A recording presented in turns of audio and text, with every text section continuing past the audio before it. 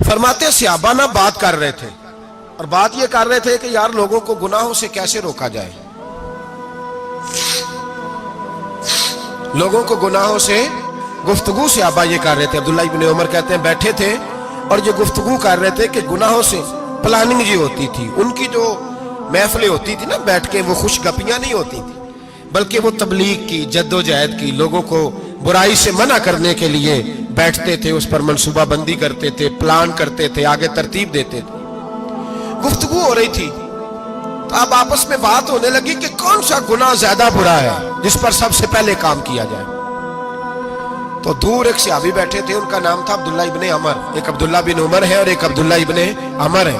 حضرت عبداللہ ابن عمر دور بیٹھے تھے، بڑے سمجھدار سیانے باریک بین آدمی تھے۔ تو حضرت عمر فاروق اپنے بیٹے سے کہنے لگے جا عبداللہ ابن عمر سے پوچھ کے آ کہ سب سے سخت گناہ کون سا ہے۔ توجہ ہے میرے بھائیوں، ادھر دیکھیے گا میری جانب، پوچھ کے آ کہ سخت گناہ کون سا ہے۔ عبداللہ بن عمر رضی اللہ تعالیٰ عنہ کی خدمت میں جب عبداللہ ابن عمر گئے تو جا کے کہنے لگے کہ صحابہ پوچھتے ہیں کہ آپ نے زیادہ وقت گزارا ہے نبی رحمت صلی اللہ علیہ وسلم کے پاس، تو بتلائیے برا گناہ کون سا ہے، سب سے سخت گناہ، تاکہ سب سے پہلے اس پر پابندی لگائی جائے، اس پر محنت کی جائے۔ تو حضرت عبداللہ ابن عمر کہنے لگے صحابہ کو جا کے بتا دو کہ سب سے برا گناہ شراب پینا ہے، سب سے برا گناہ، اور یہ ام الخبائث ہے، برائیوں کی جڑ ہے، گناہوں کی ماں ہے، یہ بنیاد ہے، باقی گناہ اسی سے شروع ہوتے ہیں۔ کہتے ہیں میں نے آ کے بتایا تو حضرت ابو بکر صدیق رضی اللہ تعالیٰ عنہ سیدنا فاروق اعظم کہنے لگے خود جاتے ہیں، ان کے پاس خود جاتے ہیں، چونکہ ہم نے بات سننی ہے ہم خود جاتے ہیں اور ان سے جا کر کے سوال کرتے ہیں کہ اگر آپ کو اس تفصیل کا پتہ ہے نا تو اس کے پیچھے بھی کوئی تفصیل ہوگی جو میرے نبی پاک نے بیان کی ہوگی صلی اللہ تعالی علیہ وسلم، اس تفصیل کا بھی آپ کو پتہ ہوگا جو نبی پاک نے بیان کی ہوگی، اس بات کے پیچھے جو بیک گراؤنڈ ہے، جو پس منظر ہے۔ فرماتے ہیں کہ ہم اٹھے، عبداللہ ابن عمر کے پاس گئے، ان سے جا کے پوچھا کہ جناب آپ نے یہ تو فرمایا ہے شراب ام الخبائث ہے، تو اس کے پیچھے پس منظر کیا ہے؟ تو عبداللہ ابن عمر کہنے لگے یہ میں نے اپنے پاس سے نہیں کہا، یہ میں نے نبی پاک سے سنا ہوا ہے۔ حضور سید عالم صلی اللہ علیہ وسلم بیٹھے تھے تو حضور نے فرمایا شراب، یہ نشہ، یہ برائیوں کی ماں ہے۔ اور پھر حضور نے ایک مثال بیان فرمائی، نبی رحمت علیہ السلام نے فرمایا بنی اسرائیل کا ایک واقعہ ہے، ایک خوبصورت جوان تھا، ایک عورت کا دل آ گیا اس پر۔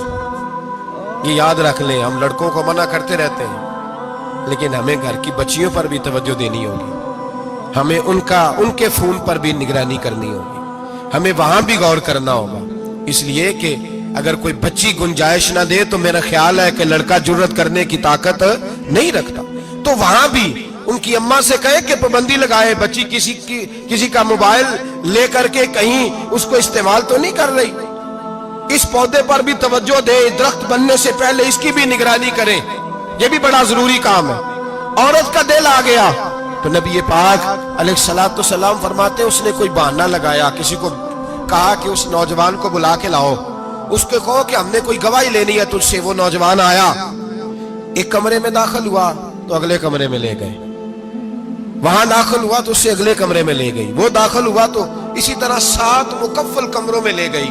میرے کریم رسول میرے محبوب پاک علیہ السلام فرماتے صحابہ کو سمجھا رہے ہیں میٹھے لب و لہجے میں، فرماتے جب سب سے پچھلے کمرے میں لے گئی تو ایک لڑکا بندھا ہوا تھا وہاں رسیوں سے، شراب کا پیالہ پڑا ہوا تھا۔ بی بی کہنے لگی کوئی گواہی شواہی نہیں لینی، تجھے اس لیے بلایا ہے کہ تیرے اوپر دل آ گیا ہے، اب میرے ساتھ منہ کالا کر۔ تو وہ جوان کہنے لگا نہیں، میں نے اپنے نفس کو پاک رکھا ہوا ہے، میری نظر بھی پاک ہے، دل بھی پاک ہے، اور اس کی برکت یہ ہے کہ رب نے میری روح کو بھی پاک رکھا ہوا ہے، تو میں یہ حرکت نہیں کر سکتا۔ پاک لوگ پلید کاموں کی جانب توجہ نہیں کرتے، میں یہ حرکت نہیں کر سکتا۔ اقبال نے اپنے بیٹے کو دعا دی تھی، اس نے کہا تھا حیا باقی نہیں ہے زمانے کی آنکھ میں، خدا کرے کہ رہے تیری جوانی بے داغ، خدا کرے کہ رہے تیری جوانی بے داغ۔ کہا میرے ساتھ منہ کالا کر، اس نے کہا میں نہیں کرتا۔ کہنے لگی چل پھر اس کو قتل کر، اس کو میں نے باندھا ہوا۔ اس نے کہا میں قتل کیوں کروں، मेरी क्या दुश्मनी है? कहा फिर शराब पियो। कहा मैं शराब भी नहीं पीता। तो कहने लगी अब तो मैंने तुझे अपने चुंगल में फांस लिया है, अब तू यहां से बच के जा नहीं सकता, और अगर तू बाहर जाएगा तो मैं शोर करूंगी, लोग जमा करूंगी, इसने मेरी इज्जत आबरू पे हाथ डाला है, तो तू बच तो नहीं सकता, एक काम तो करना पड़ेगा। महबूब फरमाते उस नौजवान ने सोचा कि जिना भी बहुत बड़ा जुर्म है, कत्ल भी बहुत बड़ा गुनाह है, चलो अब मजबूरी है तो शराब पी लेता हूं। लेकिन वो समझा ना कि शराब तो बुनियाद है। उसने एक प्याला जो पिया, कहने लगा एक और दे दो। दूसरा पिया तो कहने लगा एक और दे दो। अब 3 प्याले 3 बोतलें शराब जो पी चुका तो खुमारी चढ़ गई।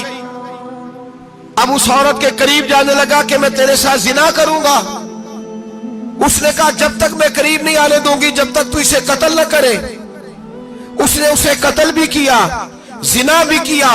तो महबूब फरमाने लगे ये कत्ल और जिना जो हुआ है तो ये शराब की वजह से हुआ है। गोया शराब को जुर्म है जो कत्ल भी कराएगी, जो जिना भी कराएगी। और अगर आप नशई को देखें, अगर आप शराबी को देखें, तो क्या वो डकैतियां नहीं करता फिरता, वो चोरियां नहीं करता, वो अपनी ही माँ का जेवर नहीं बेच आता, वो अपनी ही बहन का पड़ा हुआ जहेज नहीं बेच आता, वो अपने ही घर में डाके नहीं डालता, वो अल्लाह के घर मस्जिद में आकर के चोरी नहीं करता,